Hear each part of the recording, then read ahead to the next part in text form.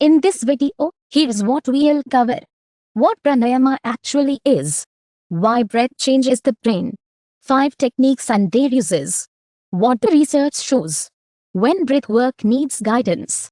Take a slow breath in through your nose right now. Then let the out breath try a little longer than the in breath. Do that twice more, slowly. Did something shift? Perhaps your shoulders dropped a little, or your jaw let go. That is not your imagination, and it is not only relaxation. That is your nervous system changing state in real time, because you used the one tool you always carry with you. Breath is life. In yoga, that has been understood for thousands of years, and modern science is now describing the same thing in its own language. The breath is not only a mechanical function, it is a direct pathway into the nervous system, and one of the most useful supportive tools we have. Let me start with what pranayama actually is. The word comes from Sanskrit. Pran means life force or vital energy. Ayama means to extend or expand. So pranayama is the practice of expanding your life force through conscious breath.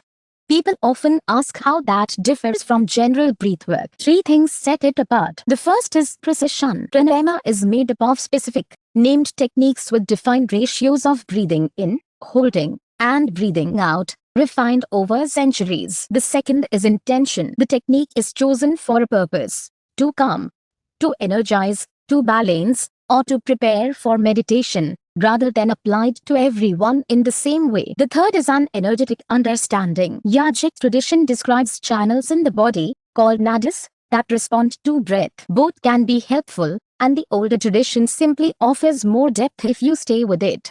Now, why does breath change the brain? There are 4 pieces worth knowing.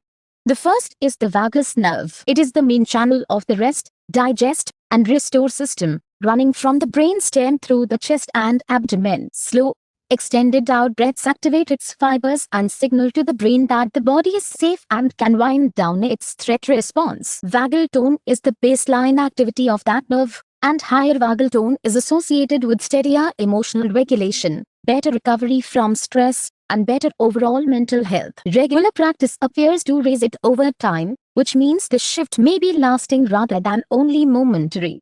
The second is heart rate variability, or HRV. That is the variation in time between one heartbeat and the next. Counterintuitively, more variation is better, because it reflects a flexible, responsive nervous system. Slow rhythmic breathing at around 6 breath cycles a minute consistently increases HRV in research studies.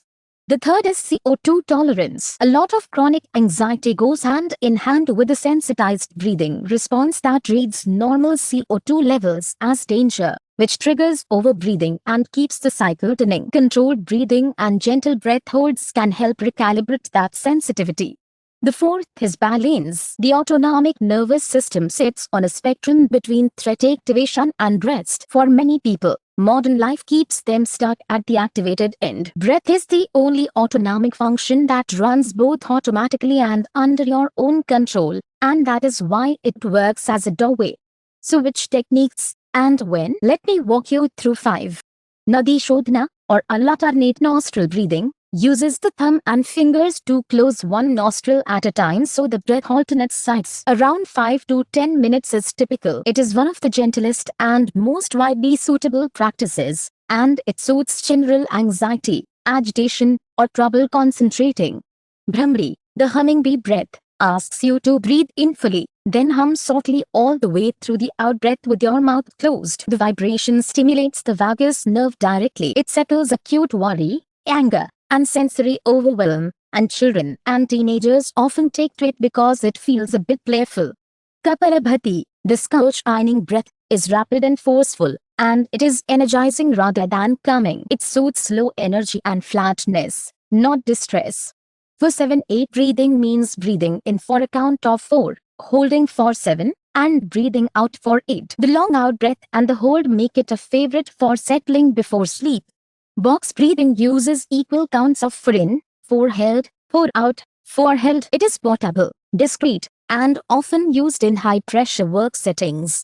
What does the research show? A systematic review of slow-paced breathing found reliable reductions in reported anxiety, improved HRV, and favorable nervous system changes, After single sessions and with regular practice, researchers Brown and Gerbach documented reduced PTSD symptoms through coherent breathing with adhyaya practices in disaster-affected communities. Reviews of pranayama trials report consistent improvement across anxiety, stress, and thinking skills, and conclude it is a legitimate addition to healthcare.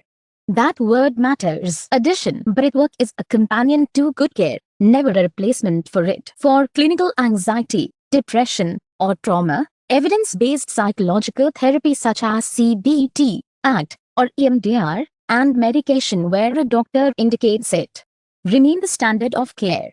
Which brings me to safety, and I want to be clear here. Extended breath holds, rapid or forceful practices like Kapalabhati, and intensive hyperventilation protocols are not suitable for everyone. They should be avoided or carefully modified in pregnancy, heart conditions, seizure disorders, severe anxiety or panic, and some trauma histories. Even gentle practices are worth learning with guidance, because what settles one person can unsettle another. If you are unsure, please ask before you begin. If breathwork sounds like something that could support you, we would be glad to help at Potentials Unlimited in Bella Vista. You can read the full guide or book a session using the links in the description below. Before you go, here's a quick recap of what we covered. What pranayama actually is. Why breath changes the brain. 5 techniques and their uses. What the research shows. When breathwork needs guidance. And one small thing that really helps more people find this. Subscribe for weekly mental health explainers. Like this video if you found it helpful. Share it with someone who might need it.